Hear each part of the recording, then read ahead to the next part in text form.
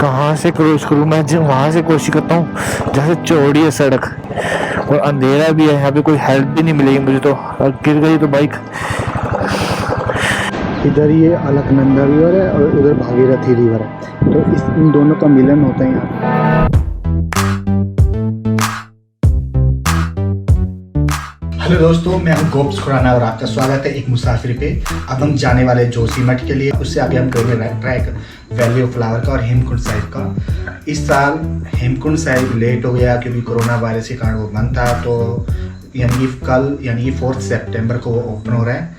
तो 4 सितंबर को तो नहीं जा पाएंगे, या शायद 5 और 6 सितंबर को जाएंगे। अब टाइम हो गया 10:30 और अब टाइम है चलने का जोशीमठ के लिए। ओह वाओ, कितने छोटे छोटे क्यूट हिरण के बच्चे हैं यहाँ।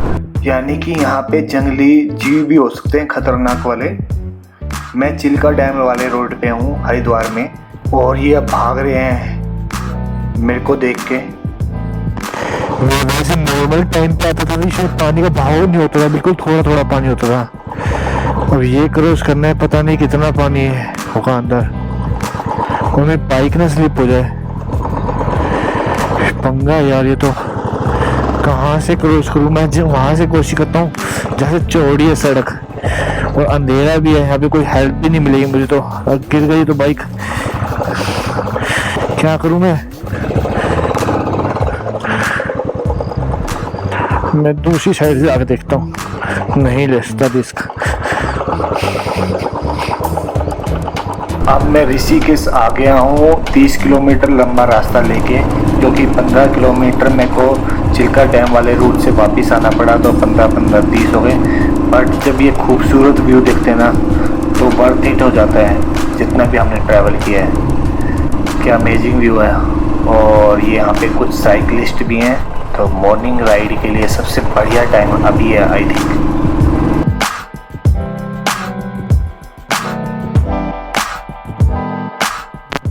ई पास चेक कर रहे हैं और कोरोना की रिपोर्ट। अगर आप आते हैं बिना ई पास के या बिना कोरोना नेगेटिव रिपोर्ट के साथ तो बड़ा पंगा हो जाएगा, आप एंटर नहीं कर पाओगे।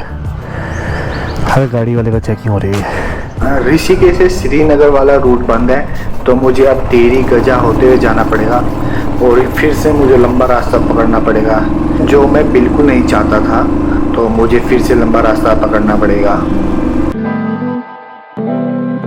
हुआ क्या, ऋषिकेश से जो श्रीनगर वाला रूट है, जो जोशीमठ जा रहा है श्रीनगर होकर, वो रूट था बंद, तो उसके कारण मुझे अब टिहरी वाला रोड पकड़ना पड़ा है।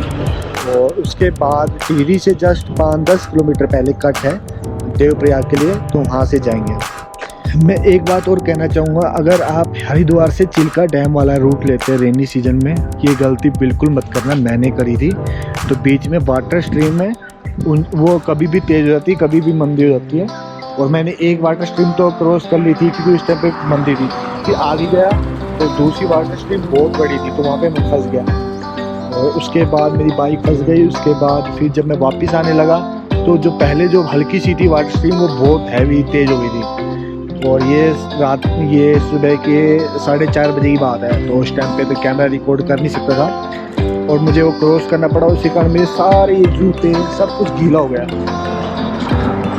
तो आप आते हो रेनी सीजन में तो मेन रोड ही पकड़ो। हाँ, वो बहुत प्यारा रोड है। मेरे को वहाँ पे कई सारे जानवर दिखे, बारहसिंगा दिखा और हिरण तो बहुत सारे दिखे थे। इसके अलावा एक मुझे खरगोश जाते हुए दिखे, वो तो हो गया। हाथी दिखा और लकड़बग्गा भी दिखा मुझे, तो ये सब दिखा। तो इसलिए मेरा तो पैसा वसूल हो गया वो रूट का, पर उसके कारण मेरे सारे शूज गीला हो गया। भाई साहब, कितना खूबसूरत व्यू है। मैंने बिल्कुल भी एक्सपेक्ट नहीं किया था कि ऐसा रूट होगा। बिल्कुल शिमला की तरह देवदार के पेड़ हैं ऊंचे ऊंचे। जब आप ऐसे रूट पे राइड करते हो तो राइड करने का अलग ही मज़ा होता है। और आप वो देख सकते हो कितना खूबसूरत व्यू है।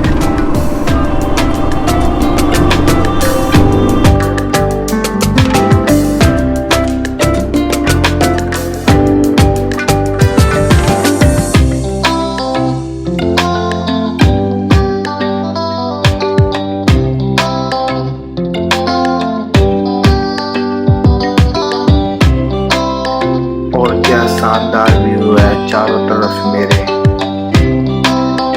जन्नत। अभी देवप्रयाग 45 किलोमीटर है और गूगल मैप मुझे दिखा रहा है कि अब अभी आपको 2 घंटे लगेंगे, यानी सारा ऐसा नैरो रोड है।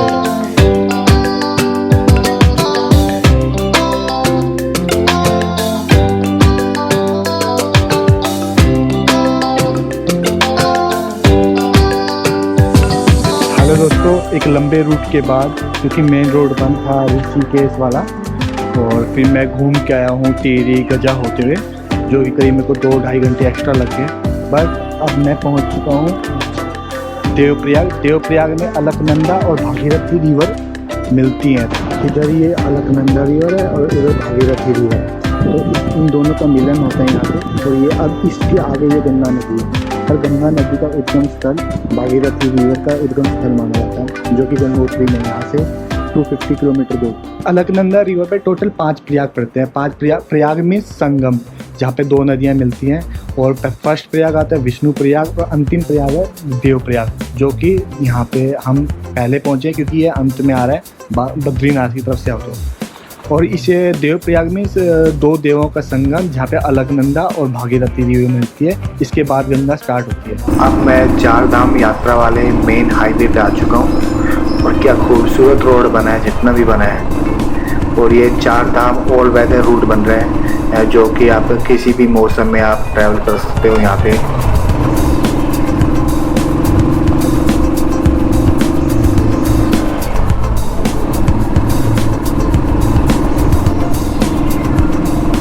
मैं श्रीनगर पहुँचने वाला हूँ, और अलकनंदा रिवर कितनी विशाल हो गई है यहाँ पे, कितनी खूबसूरत लग रही है।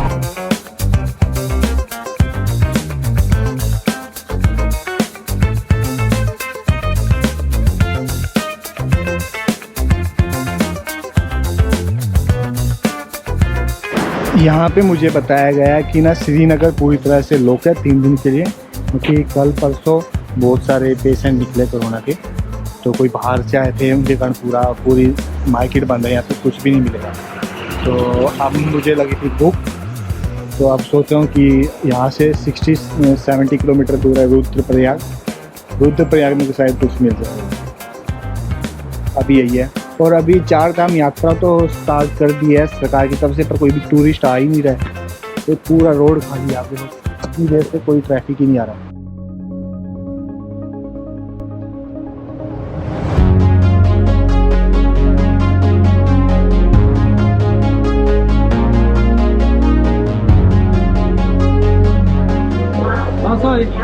गुड़गांव चमोली कितने लोग हैं? 1 पास है। हाँ जी। हम रुद्रप्रयाग पहुंच चुके हैं, और रुद्रप्रयाग का नाम भगवान शिव के रुद्र अवतार के ऊपर पड़ा था। यहाँ पे ये 4th प्रयाग है, जहाँ पे अलकनंदा और मंदाकिनी रिवर का संगम होता है, तो इसके लिए उन्होंने अलग से घाट भी बनाया हुआ है, जहाँ पे इसकी पूजा की जाती है। और अब हम इसे क्रॉस करते हैं, क्योंकि मुझे लगी है बहुत जोर की भूख, आगे जाके कुछ खाना है। आप जैसे ही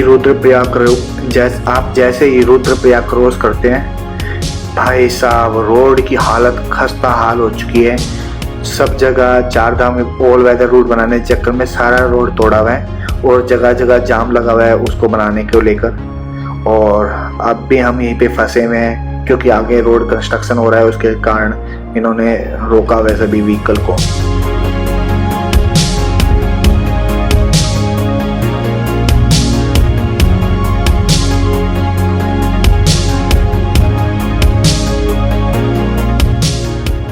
भाई साहब यहाँ पे आ गया एक ज़बरदस्त ट्विस्ट। जैसा कि मैंने शुरू में बताया था, मैं जा रहा था गोविंद घाट, जहाँ पे मुझे हेमकुंड साहिब और जोशीमठ के लिए जाना था। बट जो आप मुझे तो आगे राइडर देख रहे हो, ये मुझे मिले यहीं पे जहाँ पे बाइक रोकी हुई थी, ये मुझे मिले। तो इन्होंने कहा कि हम जा रहे हैं रुद्रनाथ ट्रैक के लिए गोपेश्वर होके, और आज आप जोशीमठ जा भी नहीं पाओगे क्योंकि सारा रोड ऐसे ही टूटा हुआ है, तो हमारे साथ रुद्रनाथ का ट्रैक करो। तो ये मेरी लिस्ट में था, पर मेरा अभी प्लान ही था कि मेरे को अभी रुद्रनाथ का ट्रैक करना है। तो अब मैंने सोचा क्यों ना मैं इनके साथ रुद्रनाथ का ट्रैक करता हूँ। तो ये देहरादून के हैं तो लोकल हैं, तो काफ़ी इन्फॉर्मेशन भी मिलेगी। और सोलो ट्रैवलिंग का यही मज़ा है कि आपको सब कुछ अनप्लान्ड होना चाहिए। अगर प्लान के साथ चल रहे हो तो उसमें इतना मज़ा नहीं आता। तो अब मैं जा रहा हूँ गोपेश्वर रुद्रनाथ ट्रैक के लिए इनके साथ। भाई साहब, रुद्रनाथ के बाद राइड करना बड़ा मुश्किल है। 20 की एवरेज स्पीड भी नहीं पकड़ पा रहा मैं। सारा रोड इतना टूटा हुआ है हद से ज़्यादा, और जगह जगह कंस्ट्रक्शन चल रहा है, रोड टूटे हुए हैं, फिसलिपरी भी हो गया है। तो अगर आप आना चाहते हो तो कुछ आवर एक्स्ट्रा लेके आना इस राइड के लिए, क्योंकि रोड की हालत बिल्कुल नाजुक है। इस रोड पे चलाते चलाते हालत हो गई टाइट, बम भी दुखने लग गया है। तो वाट लग गई है भाई साहब यहाँ तक। तो आगे भी देखते हैं कितना रोड टूटा हुआ है।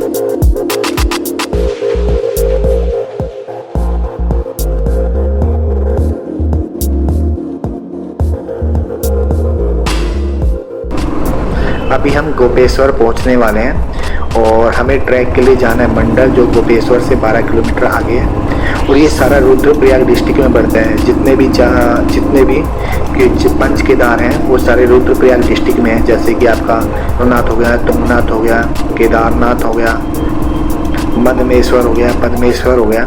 ये सारा गोपेश्वर से आपका रुद्रनाथ वाले रोड पे ही है।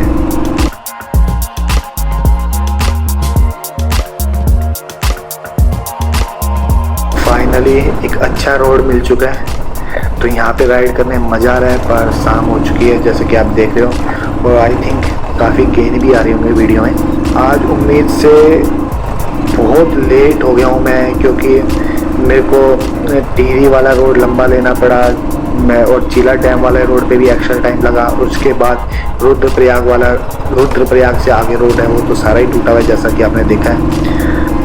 अब अंधेरा हो चुका है और हम बस मंडल पहुंचने वाले हैं। गोपेश्वर हमने क्रॉस कर दिया है। अब मैं होटल में पहुंच चुका हूं और यहाँ पे मैंने सारी इन्फॉर्मेशन ली है। तो अभी कुछ नहीं पता है कल मेरे को कहाँ पे जाना है, और शायद कल मैं रुद्रनाथ के लिए जाऊँगा जो 2 दिन या 3 दिन का ट्रैक है। उसके बाद तुंगनाथ के करूँगा, उसके बाद शायद मैं फिर वैली ऑफ फ्लावर के लिए जाऊँगा। तो 2 दिन का ट्रैक तो ये हो गया। तो अब देखना है मुझे कहाँ कल किस टाइम जाना है, अभी कुछ नहीं पता है, क्योंकि जिनके साथ मैं आया हूँ तो कंफर्म करूँगा और फिर मैं आपको कल सुबह ही बताऊँगा। 48 घंटे हो गए हैं मुझे बिना सोए, 36 घंटे हो गए, 36 घंटे हो गए बिना सोए।